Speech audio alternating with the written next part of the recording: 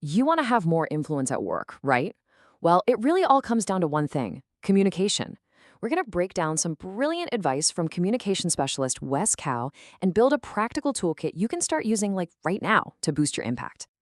I love this quote from George Bernard Shaw because it just nails a feeling we've all had. You think you've been perfectly clear, you think your message landed, but did it? Really?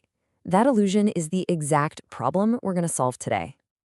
You totally know this feeling. You craft what you think is a crystal clear request, you hit send in a busy channel, and you're met with nothing. Absolute silence. It's so frustrating, and it's a huge waste of time. But listen, this isn't about you failing. It's about a gap in communication. So how do we fix that crickets problem? It doesn't start with some magic email template, I'll tell you that. It starts with a huge shift in your mindset. It's about moving from a place of blame to a place of complete ownership. Just look at the difference here. It's night and day. The blame game is all, they're confused, or why don't they get it? The ownership mindset completely flips the script. It asks, wait, how can I be clearer? What can I do to be more compelling? See that? That's where you take your power back. And this is the absolute core of it. Wes Kao says it perfectly. You can only control your own behavior. So if a message is falling flat, the very first place you need to look is in the mirror. Communication isn't some weird mystery you're either good at or not. It's a skill you can practice and improve. All right, so you've got that ownership mindset locked in. Now, let's get tactical. We're going to drop 3 super high-impact frameworks into your toolkit. These are going to immediately upgrade your clarity and your influence. First step in the toolkit is a game changer. It's called Sales Then Logistics, and it's designed to stop a massive mistake we all make, jumping straight to the how. We just assume everyone's already on board. The real secret is to sell the why first. Get people excited before you start giving them instructions. Let's make this super concrete. The logistics first approach just sounds like another chore, right? Fill out another doc. But look at the sales first version. It's not a task, it's an opportunity. It's about shining a light on your team's work. You're selling the awesome benefit before you ever mention the process. Just remember, your first job isn't to assign a task, it's to generate excitement. You have to make people want to do the thing. Once they're bought into that vision, the logistics just feel like the easy next step, not some heavy burden. Okay, let's talk about another all too common moment of pain. You're in a meeting, you're presenting your big idea, you are on a roll, and then bam, someone asks a question from left field that just throws you completely off your game. You feel totally blindsided. But what if you could see it coming? Well, you can see it coming. And the tool for that is our second framework, MOO. It stands for Most Obvious Objection.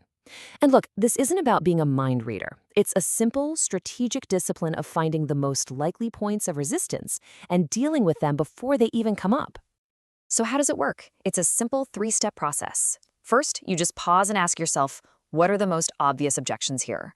Second, you prepare solid answers. You have to know the arguments against your own idea. And third, you proactively address them. You weave the answers right into your pitch. You shut the objection down before anyone can even say it, and you look like you've thought of everything. And hey, let's be realistic. Are you going to anticipate every single objection? No way. But as Wes points out, you can absolutely anticipate the obvious ones. A couple minutes of thinking about this ahead of time can completely transform how people receive your ideas. Our final framework tackles one of the absolute hardest things to do at work: giving tough feedback. And most of us get it totally wrong because we think the goal is just to express our feelings. It's not. The goal is to strategically motivate a change in someone else's behavior. The difference here is huge. Self-expression is basically just venting. Yeah, it might feel good for a second, but all it does is put the other person on the defensive. Strategy is totally different. It's focused on one thing: the outcome.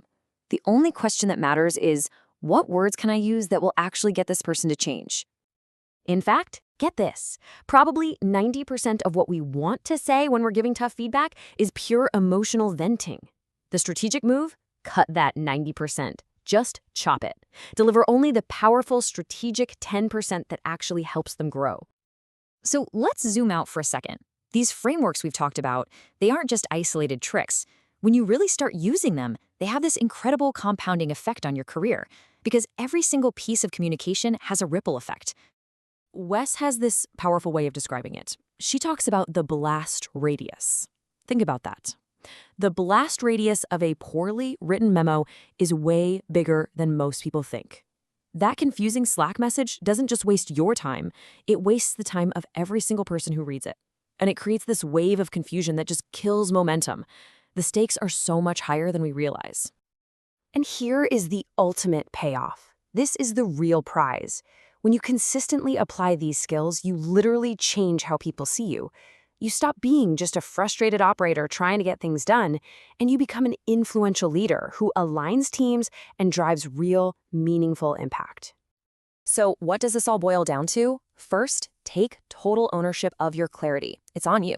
Second, always sell the why before you get into the how. Third, anticipate the most obvious objections. Remember Moo. And finally, make your feedback about strategy, not just self-expression. These might seem like small skills, but they have a truly massive compounding impact on your career. So I'm going to leave you with a challenge. Think about your next meeting, your next email, that next Slack message you have to write. Which one of these tools are you going to use first?